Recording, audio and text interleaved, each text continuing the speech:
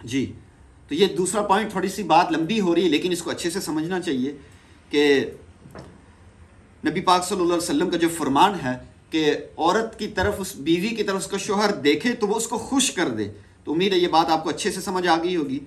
और अगली बात इरशाद फरमाई कि जब किसी बात को हुक्म दे तो उसकी फरमाबरदारी करे। शोहर को अल्लाह ने अर्रिजालु कव्वामून अलन निसा अमीर मुकर्रर किया, बड़ा मुकर्रर किया है। जैसे औलाद के लिए माँ का दर्जा होता है, ऐसे ही बीवी के लिए शोहर का एक दर्जा है। उसको अल्लाह ने एक हैसियत, मर्तबा, मकाम दिया बीवी की निस्बत, तो वो अमीर है। तो उसकी जायज़ कामों में फरमा बरदारी करनी चाहिए, नाजायज़ कामों में नहीं, जायज़ कामों में फरमा बरदारी करनी चाहिए। और अगर किसी नाजायज़ बात को हुक्म दे तो पहली तौर पे खूब दुआएं मांगनी चाहिए कि अल्लाह इसको हिदायत नसीब कर दे। दूसरा, लड़ाई झगड़ा फौरी तौर पे नहीं करना चाहिए, अच्छे से प्यार मोहब्बत से समझाइए नाजायज़ चीज़ है, गुनाह है, हराम है, प्लीज़ ये काम ना कर, प्लीज़ मुझे इस गलत काम के लिए ना कहें। और अगर फिर भी वो नहीं सुन रहा, नहीं मान रहा, तो फिर आप मुनासिब कदम उठा सकती हैं किसी इंसान से मशवरा करके। इससे मुझे एक बात, किसी का वाक़या ज़हन में आ गया। तो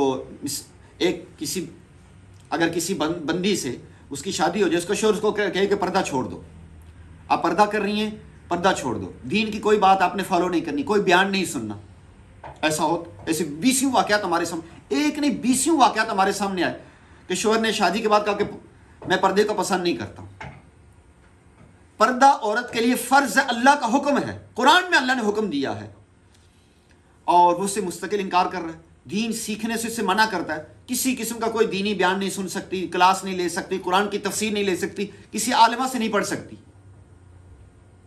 अब ये एक औरत जात को समझना चाहिए कि उसके बुनियादी हक क्या है।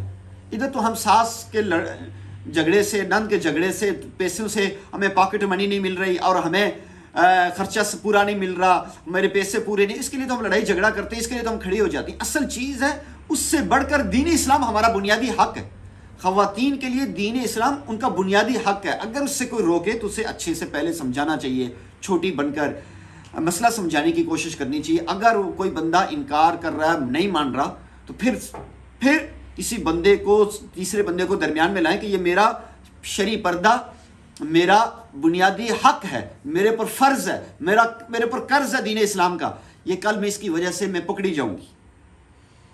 दीन इस्लाम, कुरान को सीखना, ये मेरा बुनियादी हक है, मैं इस पर कंप्रोमाइज़ नहीं कर सकती।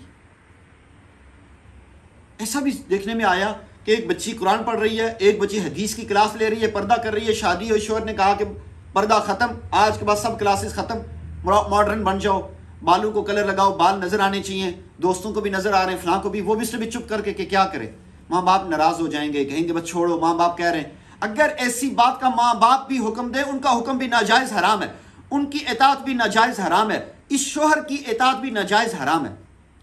कल ये क़यामत वाले दिन ये बचा देंगे? हरगिज़ नहीं बचा, कोई भी नहीं बचा सकता, ना माँ बाप बचाएंगे, ना शोहर बचाएगा।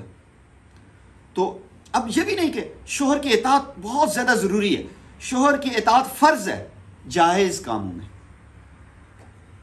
जायज़ कामों में अगर कोई बात कह रहा है शोहर, तो उसकी बात माननी चाहिए, फरमाबरदारी करनी चाहिए। एक फरमाबरदार औरत शोहर का दिल खुश करने वाली होती है। लेकिन अगर आपके साथ कोई बहुत जुल्म ज़्यादती हो रही है और या आपके बुनियादी हकूक़ आपको नहीं दिए जा रहे, तो आप बोल सकती। अगर नहीं कोई मान रहा, तो फिर उस इंसान के साथ जो बार बार आपको हरामकारी के लिए वो कहे, उसके साथ रहना भी नहीं चाहिए। यहाँ फिर आकर शरीयत आपको हुक्म देती है, आपको इजाज़त देती है, आप खुला ले सकती हैं। यहाँ वो खुला ना भी दे, फिर हम कहते हैं कि अदालत की खुला भी मोतबर होती है कि आपको बुनियादी हुकूक से आपको महरूम कर रहा है। बार बार आपने समझाया, आपने दुआएं की, आपने कोशिश की, आपने तीसरे बंदे को, यानी पूरे प्रोसेस से, एकदम से जज्बात में नहीं बातें करनी चाहिए, पूरे प्रोसेस से गुजरने के बाद, या इसी तरह कोई और जुल्म ज्यादती कर रहा है, तो उस सूरत में भी। लेकिन उमूमन कोशिश ये करें कि जो जायज़ कामों में शोहर की फरमाबरदारी करें, शोहर की इताअत करें, उसमें बहुत खैर और बरकत होती है।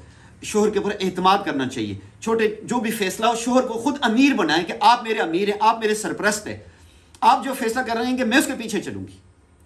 इसमें हमने देखा कि जब औरत वाकई अपने शोहर को अमीर बना के चलती है ना, तो अल्लाह की तरफ से अल्लाह उस शोहर के फैसलों में बरकत डाल देते। ये बात याद रखें, हमारे दीन इस्लाम में अमीर की बहुत हैसियत है और अमीर के फैसलों में अल्लाह बरकत डाल देते हैं। हमने